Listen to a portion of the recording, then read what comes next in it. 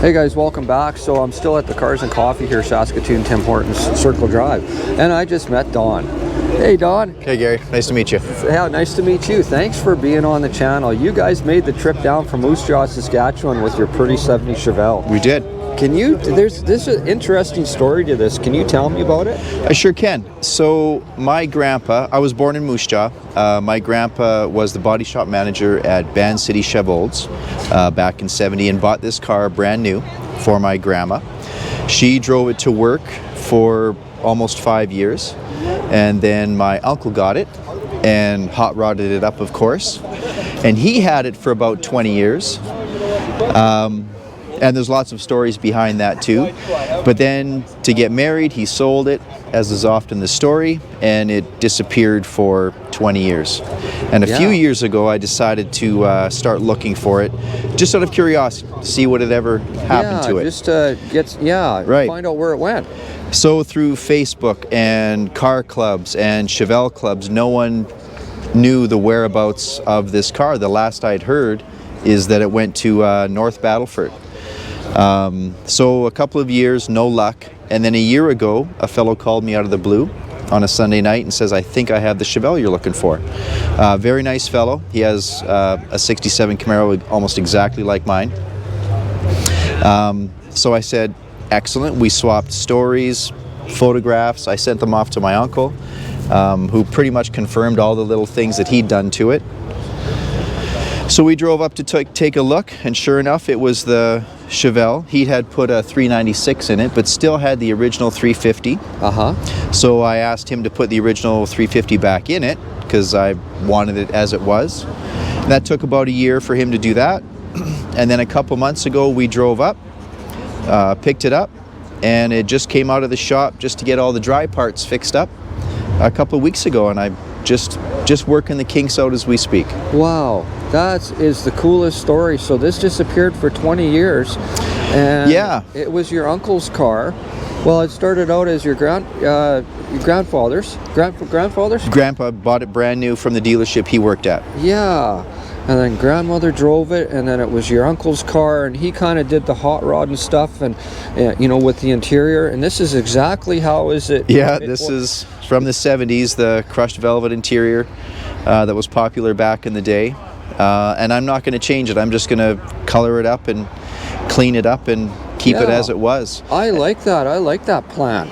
And the reason no one had seen it is the farmer that I bought it from had it in his shop for 15 years and it didn't move an inch. Wow. So, and it's an amazing shape. It has had one repaint, but that interior is as it was. I love 70 Chevelles. If anybody, you know, if you watch the channel, you know I'm a big fan of these cars.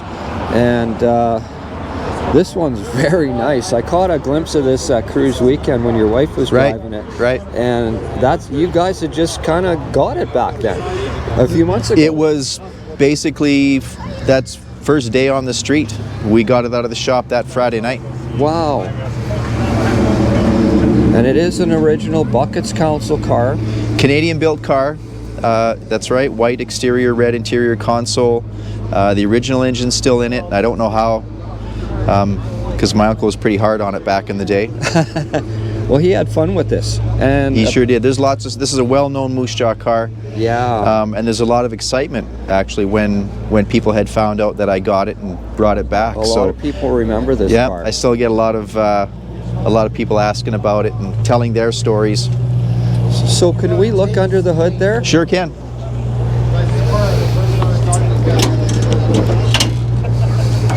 So this is the original numbers matching engine to this car, and it is a 350 cubic inch, and I'm guessing that your uncle would have put on the torquer intake and the carb?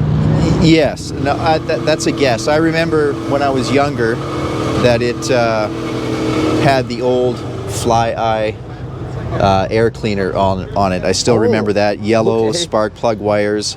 It's the original engine, original diff, I think, original tranny. Yeah. But other than that, it's mostly as it was from back in the '70s. Wow, that's cool. And you have changed, I see, tubular upper control arms there. I did, yeah. The suspension's been improved upon because it's 2022. Yeah. The rad's been changed, of course. And you mentioned QA1s in the back. I did, yeah. And that was kind of a surprise. The shop that I took it to, I just told them to put air shocks or something nice on the back end, and they went the extra mile. And got, Yeah. you know, because you wanted a nice tire on there. I really like the look of the Torx Rust 2s on it. You were saying that your uncle had a set of, what was it, the Daisy? The Daisy S200 chrome rims on it. It had originally in N50s or M50s, I can't recall, in the rear. You know, they stuck out the sides a little bit. Everyone remembers that.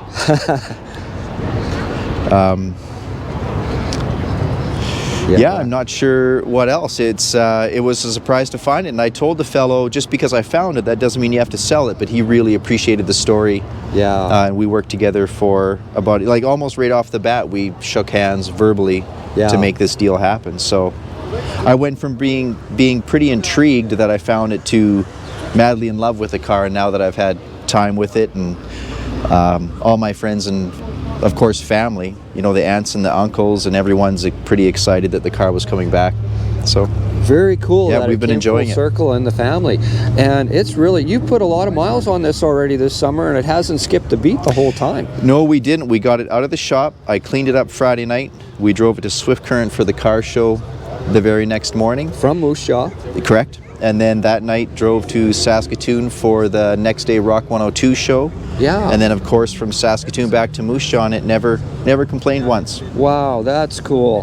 That was the first time in 15 years the car was washed. Yeah, that's amazing. Kind of a true barn find in a way. Very, very, very cool story.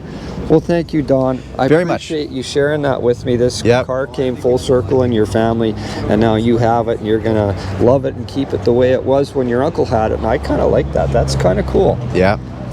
Very No, cool. I love it. You have a great channel, so keep up the good work. Well, thanks, Don. I appreciate you being on here, making the trip from Moose Jaw. That's pretty cool. Have a good day. You too. And thanks for watching, guys.